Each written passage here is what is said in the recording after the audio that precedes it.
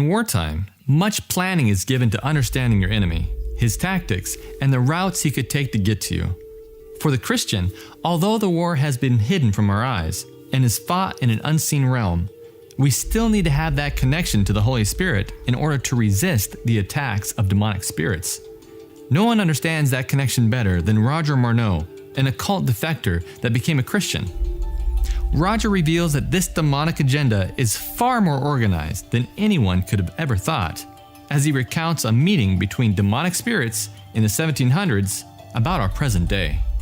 At the beginning of the 1700s, said the high priest, Satan and all his spirit counselors held a great general council.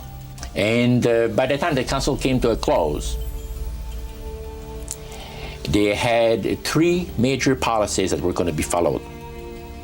First, they were to see to it that humans would be made to believe that Satan and his angels do not really exist. The second one was to find a way of being able to get total control of people's minds. And that would be done by taking hypnotism out of the realm of the occult and introduce it as a new science for the benefit of mankind. They could then use people of great renown, educators, people of capacity. The third point was what? Was to destroy the Bible without burning it. Okay. See? And what was the strategy on that? On that Satan would tutor Charles Darwin personally in setting up the principles of his theories of evolution. Sure enough, shortly after the 1700s, much superstition dissipated and the spiritual realm veiled itself from the physical realm. Ghosts became a campfire fairy tale. Breaking a mirror or walking under a ladder was no longer bad luck. Rabbit's feet and black cats were a thing of the past. Fear of the 13th floor dissipated, and Friday the 13th became a movie. So effective was the veiling of the spiritual realm that people began to think if there was no evidence of evil spiritual pranksters, there also must be no God. It's hard to provide evidence for a God that you can't see or detect. This paved the way for Darwin's teachings of evolution to begin to convince the most educated of the theory that would replace creationism. Thus, the first and the third policy were set in motion. But what about this idea of mind control through hypnosis?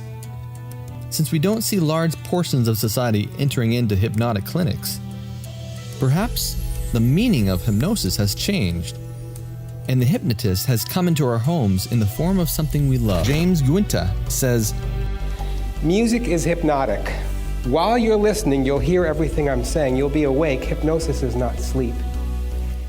And it's not necessary to quack like a duck or bark like a dog. You'll remain completely in control of yourself, I guarantee you. Simply listening to the music causes changes in your body. A significant portion of entertainment media produces a trance-like state, and the soft yet repetitive suggestions slowly change society through their sometimes subtle political, spiritual, and social justices. This is the form of hypnosis that Satan was planning to use to change society.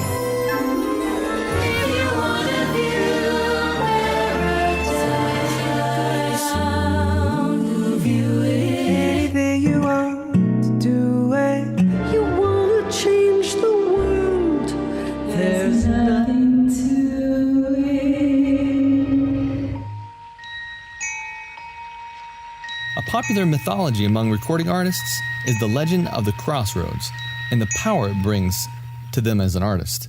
You hear those stories about the bluesmen that go out to the crossroads and sell their soul to the devil and come back all of a sudden able to do stuff. Robert Johnson, Tommy Johnson, that whole mythology was one of those kind of deals almost. When he left Minneapolis, he was just average. You know, there was 5, 6 other guys doing the same thing. When he came back, he was doing Woody and he was doing Van Ronk and he was finger picking. He was playing cross harp, and this is a matter of a couple of months. That's when I went to the crossroads and made a big deal. You know, like, yeah. One night, and then went back to Minneapolis, and I was like, hey, where's this guy been? You know, Even to the crossroads. Why do you still do it? Why are you still out here? Well, it goes back to the destiny thing. I mean, I made a bargain with it, you know, a long time ago, and I'm holding up my end. What was your bargain? To get where I am now. Should I ask who you made the bargain with? with the chief commander. On this earth? And on this earth, and then in a world we can't see. Do what you want. Do what you wanna do. You can do what you wanna do. But I can do anything that I want to. I can pursue any kind of lustful desires that I might feel.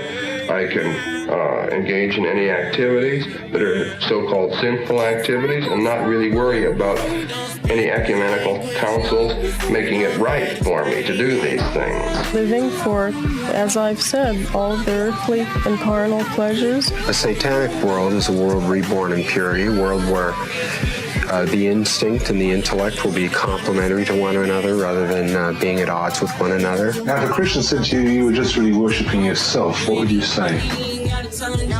In a sense, they would be right. It is a form of self-worship. It's my hot body, I'll do what I want. I don't go to school and I kill people. Whatever, I'll do what I want. So you can do what you wanna do. You already know. You can do what you wanna do. From LA to Tokyo. It was all inside you. All the time. Remember. In America, Satanism is sensationalized and kind of misunderstood, and people associate it with worshiping the devil and things like that. But it's really a philosophy about individuality and self-preservation. It's about, being your own God. As you can see, the Bible declares it, Satanists divulge it, occult defectors expose it, and recording artists reveal it. There is no doubt in anyone's mind that the true goal of these angelic defectors is to cause people to do what they want instead of relying on Christ to keep a cosmic set of celestial rules in their life that ultimately creates a loving and harmonious universe for themselves and others, but not by our works, by letting Jesus work in us and through us. For he that began a good work in us will finish it.